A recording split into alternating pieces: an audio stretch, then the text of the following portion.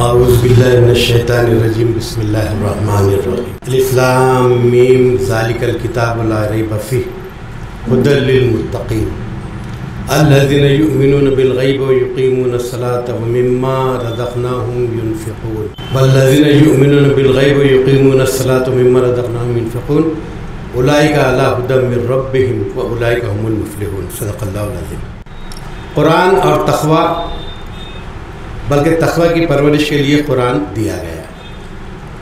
ہم سب جانتے ہیں، ہم سب کو یہ آیت حفظ ہے جس کی میں نے ابھی تلاوت کی، جس میں اللہ تعالیٰ نے یہ کہا الف لام میم یہ وہ کتاب ہے جس میں کوئی شک نہیں، متقین کے لیے ہدایت نامہ۔ قرآن سے ہدایت پانا ہے تو اس کی بنیادی شرط تقویٰ ہے، اور تقوی کی مجمل تعلیمات اس میں دی گئی ہے۔ ایک تو یؤمنون بالغیب، اب اس غیب کی تشریح اسی سورہ بقرہ کے آخری رکوع میں کر دی گئی۔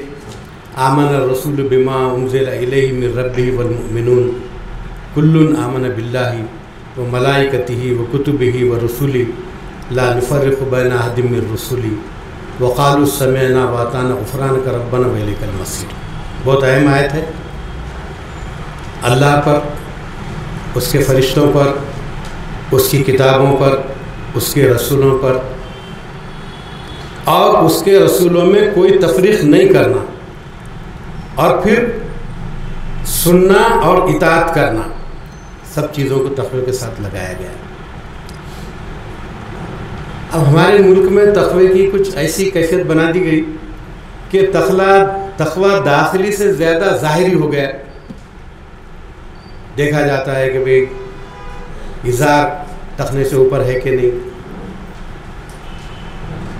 کرتا کمر سے نیچے ہے کہ نہیں، بشرٹ پینٹ کو تو تقوی کے خلاف سمجھا جاتا، شرٹیں، کوٹ سوٹ، حالانکہ کوٹ پینٹ یہ وہ ڈریس ہے جو مسلمانوں نے سب سے پہلے اسپین میں ایجاد کیا، ہم سے ہی وہ یورپ میں گیا۔ تقوی کی بہترین تعریف اس گفتگو میں ملتی ہے جو حضرت عمر بن خطاب رضی اللہ تعالیٰ عنہ اور حضرت ابی بن کعب رضی اللہ تعالیٰ عنہ کے درمیان ہوئی، کہ حضرت عمر رضی اللہ تعالیٰ عنہ نے پوچھا حضرت ابی بن کعب سے تقویٰ کیا ہے۔ انہوں نے مثال سے سمجھایا کہ امیر جب آپ کسی کانٹے دار جھاڑی سے گزرتے ہو تو کیا کرتے ہو؟ تو حضرت نے جواب دیا کہ میں اپنا دامن سمیٹ لیتا ہوں، اپنے کپڑے سمیٹ لیتا ہوں۔ کہا یہی تقویٰ ہے، اللہ تعالیٰ کی نافرمانی سے بچنا تقویٰ ہے۔ قرآن سے جب استفادہ کرنا ہو تو پھر قرآن نے جن باتوں کو جائز ٹھہرایا ان پر عمل کرنا، جن باتوں سے روکا ان سے رکنا۔ جب ہم اس پر عمل درآمد کرتے ہیں تو تقوی کی پرورش ہوتی ہے، ہمارے اندر تقوی پرورش پاتا ہے۔ تقوی ایسی چیز ہے کہ جس کی تعلیم اللہ تعالیٰ نے سارے انسانوں کو دی، جس کا تقاضا سارے انسانوں سے ہے۔ یا ایھا الناس اتقوا ربکم الذی خلقکم من نفس واحدہ وخلق منہا زوجہا۔ یہ پورے آیت ہم نے کئی خطبہ نکات میں سنی ہے۔ انسانوں سے تقوی کا مطالبہ کس بنیاد پر ہے؟ کہ اللہ تعالیٰ سارے انسانوں کا رب ہے، پروردگار ہے، اس نے ان کو ایک جسم بخشا، ذہن بخشا، روح دی، زندگی گزارنے کے لیے درکار ساری چیزیں دی۔ اب ان کو اس کی نافرمانی سے بچنا چاہیے، مطلب فرما برداری کرنا چاہیے۔ تقوی کا لب لباب نافرمانی سے بچنا، اس کے فائدے بھی ہیں۔ سورہ احزاب میں کہا گیا یا ایھا الذین آمنوا اتقوا اللہ وقولوا قولا سدیدا۔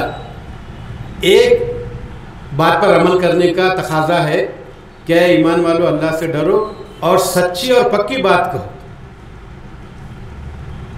اس کا نتیجہ کیا نکلے گا؟ یصلح لکم اعمالکم، تمہارے اعمال کی اصلاح ہو جائے گی۔ یعنی تقوی پر اگر چلیں گے اس کا فائدہ، نیٹ بینیفٹ یہ ہے کہ اعمال کی اصلاح ہوتی چلی جائے گی۔ ویغفر لکم ذنوبکم، فائدہ، بونس، تمہارے گناہ معاف کیے جائیں گے۔ یعنی تقوی کوئی محرومیت کا نام نہیں ہے، بلکہ نیکیوں کی پرورش اگر ہم کرنا چاہتے ہیں، تقوی پہلی سیڑھی ہے جو سکسیس کی طرف لے جاتی ہے۔ سورہ طلاق میں تو بڑے خوبصورت الفاظ ہیں، وَمَن يَتَّقِ اللَّهَ یجعل لہ مخرجا. آدمی کے سامنے زندگی میں بہت سے مسائل آتے جہاں ایک راستہ تقوی کا ہوتا ہے اور ایک راستہ اللہ کی نافرمانی کا. اگر وہاں آدمی اللہ تعالیٰ کی فرمانبرداری اختیار کرے اس کا فائدہ ہوتا. کیوں؟ اللہ تعالیٰ کہہ رہے ہیں کہ یجعل لہ مخرجا، جو بھی کام درپیش ہوگا تقوی کے پر چلو گے ہم تمہارے لیے راستے نکالیں گے. وَيَرْزُقْهُ مِنْ حَيْثُ لَا يَحْتَسِبُ، اور ایسی جگہ سے رزق دیں گے جس کی طرف تمہارا گمان بھی نہیں جائے گا. وَمَنْ يَتَّقِ اللَّهَ يَجْعَلْ لَهُ مِنْ أَمْرِهِ يُسْرًا. کیا بات ہے. دنیا میں ہم لوگوں کو دیکھتے ہیں، ہمارے خود بھی سامنے کئی چیزیں آتی ہے. ایک طرف شیطان لبھاتا ہے، ایک طرف نفس لبھاتا ہے، اور ایک طرف شریعت کی شاہراہ ہوتی ہے. اس پر چلتے ہیں تو معلوم ہوتا نقصان ہوگا. لیکن کہا جا رہا ہے جو اللہ سے ڈرے گا اللہ تعالیٰ اس کا کام آسان کر دے گا. اس سے آگے بڑھ کر اسی سورۃ طلاق میں اللہ تعالیٰ کہتے ہیں وَمَن يَتَّقِ اللَّهَ يُكَفِّرْ عَنْهُ سَيِّئَاتِهِ، اللہ تعالیٰ اس سے اس کے گناہ، اس کے سیئات دور کر دے گا.